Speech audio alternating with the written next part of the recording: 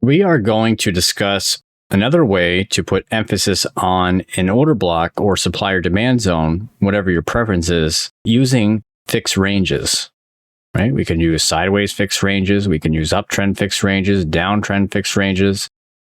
The fixed range volume tool is something that you will need if you are looking to emphasize where the most volume is, obviously, using the point of control of a fixed range. Perhaps in a sideways range, you want to see the value area high, the value area low. As we know, when you have a value area in a sideways range, I'm not going to draw a perfect one here, but I'll try. When you have a value area in a sideways range, you will notice that there's a value area low, there's a value area high, and there's the point of control. Now, if you want to know how it all works, I highly suggest watching Jayson's course. He goes into great detail about how it all works.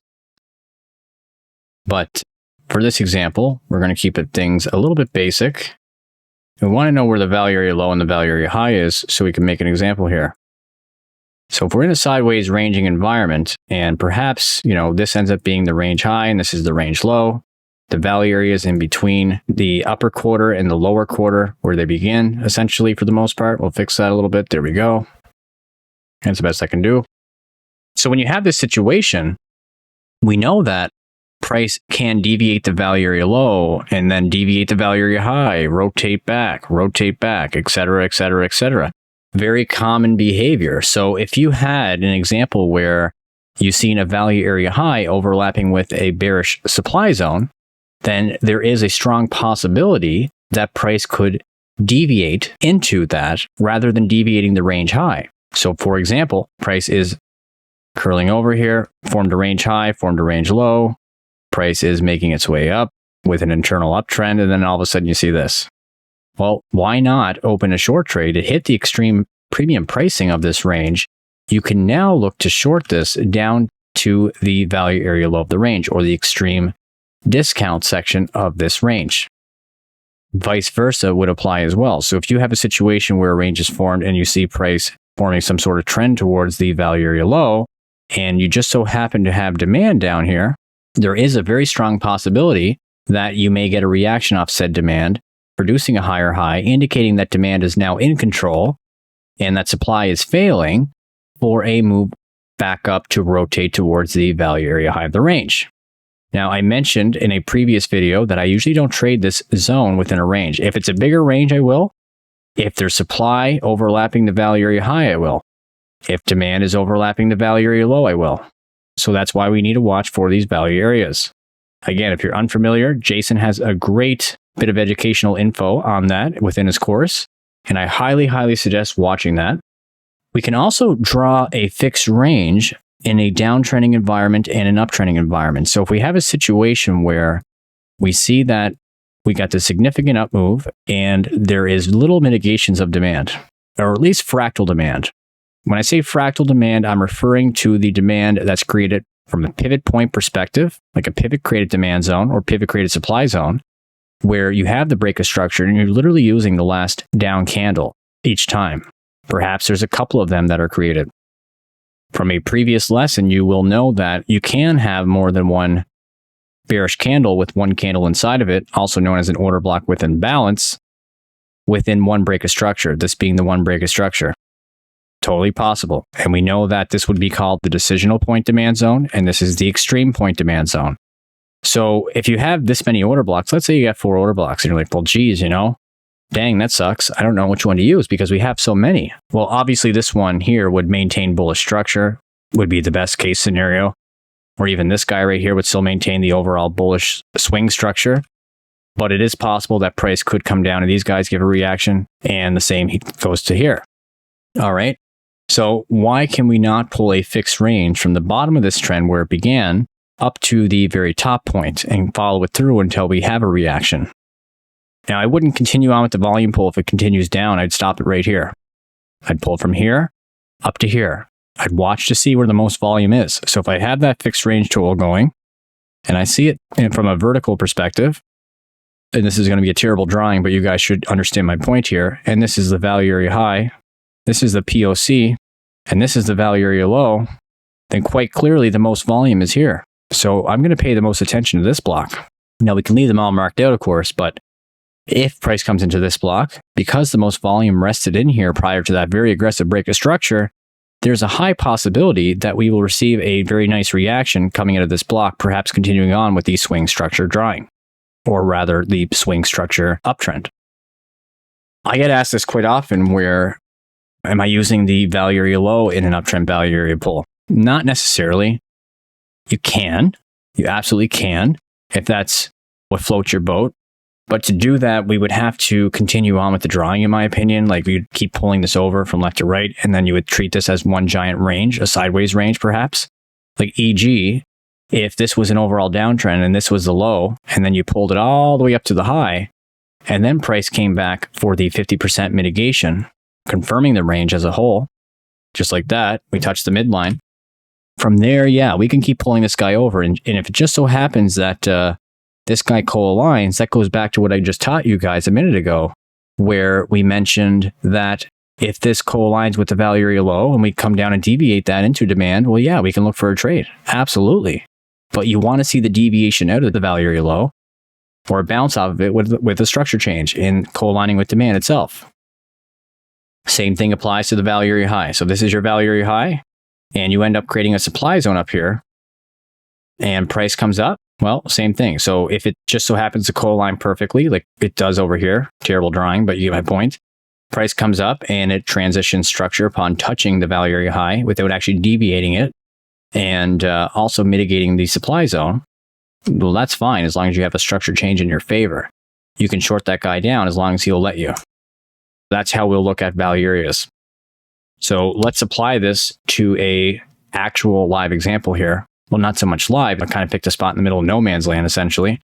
But yeah, I don't really know the overall bias. We're not really looking here. We know the structure is clearly going down, but we're just trying to play this from a basic standpoint. We just want to see how we can emphasize supply and demand zones. That's all we're looking to do.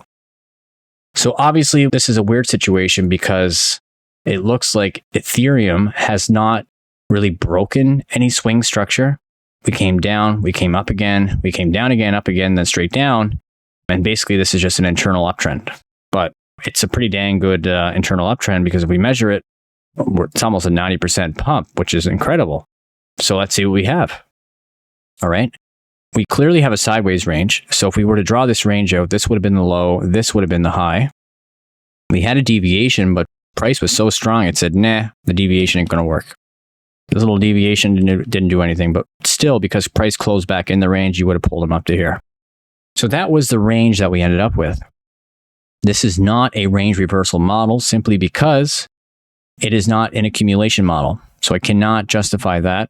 Doesn't mean we still can't use this order block, though, from a different perspective, if something works with him, from a range perspective, a fixed range perspective.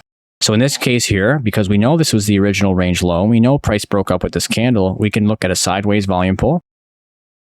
So this would be a valid demand zone.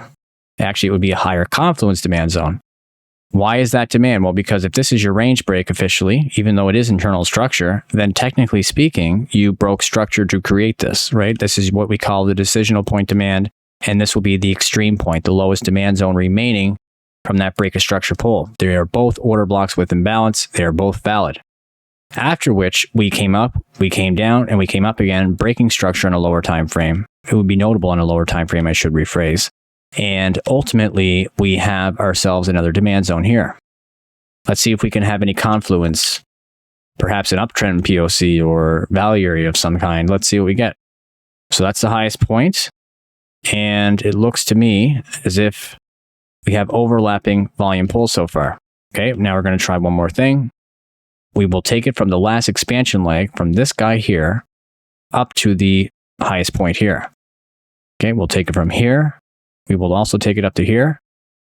Now we're talking business. So we have two very strong demand zones. Now, quite clearly, if you want a price to maintain its most recent structure pull, which was this guy, this, and now this, then obviously you would want this guy to hold. Is it impossible to dip into this lower block? No. Does it make more sense to hit this guy first? More than likely. Now, in terms of, is there a way to put confluence on this guy? I'm not seeing it just yet. Maybe we can pull this back a little bit It's kind of breaking our rule, but just for fun, we'll see. No, it doesn't change anything, unfortunately, here. We may have more volume here in the future, or maybe we can go down to a lower time frame to see if there's a range within a range that we missed. So we know that these two zones have valid POCs within. We'll hide that temporarily, hide that one, and we'll hide that one. We'll go down to, say, the 4 hour. So if we hide the bigger range as well, then technically price came down here, then it came up again. So we could actually draw this out from here over to here, and then say this was a range on its own as well, pulling volume from here to the breakup. So unfortunately, the POC is just slightly under this demand zone. If that's the case, you may opt to actually pull this demand zone down a little bit. I do that all the time, which is perfectly fine, knowing that demand and supply zones that are refined can get wicked out, because what do we know? We know that this could just be one big old demand zone right here, a range-based demand zone. So that's fine, perfectly okay. So there was no way to really get true emphasis on that block using a point of control. You could perhaps go down to like a 1 hour and ask yourself, hey, you know, is there a Wyckoff model here? If this is still part of that model, there very well could be a range reversal model in a lower time frame perspective, which is still valid. In this case here, let's see if we get that. We have this guy to this guy, price came down, the price went down again over here, you know, wicked up, closed back in the range. You would have pulled that up to here. It didn't really break that high here, so we would have pulled it up to here, and then it finally broke up very aggressively here. Now, in saying that, the midpoint doesn't really align with the lower time frame one, but let's check the 12 hour. Doesn't perfectly align with the midpoint, but it's close. So you may opt to modify that rule as long as the POC of this range lines up. So this was the very first range point, and we'll take it up to the close. Now we're talking business. In fact, we're talking business on a lower time frame perspective, but we'll use the whole 12-hour block for just this example here.